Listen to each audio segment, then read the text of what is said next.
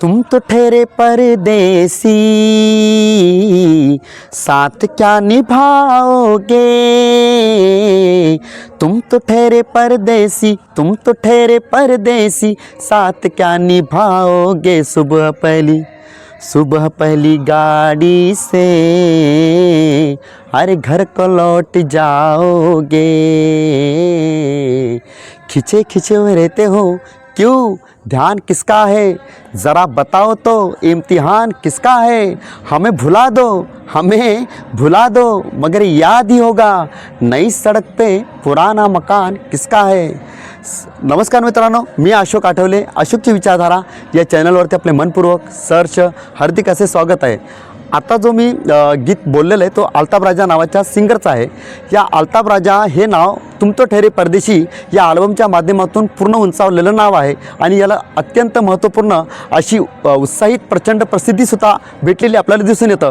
परंतु अल्ताफ राजासारखा कवाली मास्टर सिंगरसुद्धा मराठी भाषेचा सहारा घेतो हे सुद्धा माहिती असणं तितकं महत्त्वाचं वाटतं।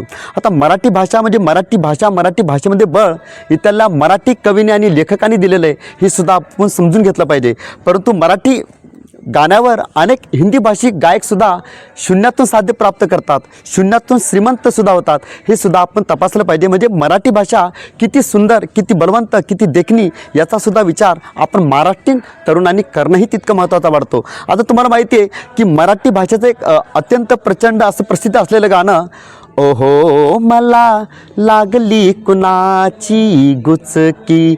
आता याच गाण्यावर कॉपी या हिंदी भाषिक सिंगरनं म्हणजे अल्ताफ राजाने केली। म्हणजे ताजा हवा लेते हैं या अल्बमच्या माध्यमातून अल्ताफ राजा मला लागली कोणाची गुचकी ह्या हिंदी भाषेमधून त्यांनी किती पैसे कमवले। म्हणजे आता विचार करा की त्याचं गाणं काय होतं, जिसके सपने मेरे अपने शौक नज़र है किसकी, शायद मुझको याद किया है उसने लेकर सिसकी, यारो आने लगी है हिचकी, हो यारो आने लगी है हिचकी, कैसे रोक नहीं मैं पाऊँ, आने को तो सामने सबके आऊँ, बचपन के यारों से मैं शर्माऊँ,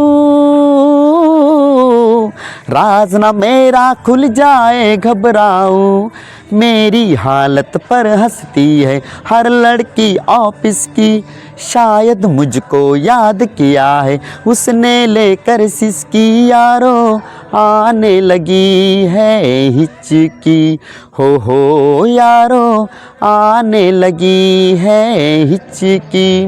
म्हणजे गुचकीच्या गाण्यावरून हिंदी भाषिक सिंगर हिचकीचं गाणं बनवतो आणि मराठी भाषेचा सहारा घेऊन शून्यातून श्रीमंती प्राप्त करतो। म्हणून मराठी भाषेच्या माध्यमातून बनलेल्या त्या गाण्याला, या महाराष्ट्रीयन जनतेच्या विचाराला, या लेखकाला आणि कवीला सुद्धा अनेक हिंदी भाषिक महाविद्वान लोकसुद्धा सलाम करतात। म्हणून मराठी भाषा ही महाराष्ट्रामध्ये सगळ्यात मोठं लाभलेलं आमच्यासाठी एक सगळ्यात मोठी विचाराची वरदानी देणगी आहे। म्हणून या मराठी भाषेवर प्रेमसुद्धा करणं तितकं महत्त्वाचं वाटतं।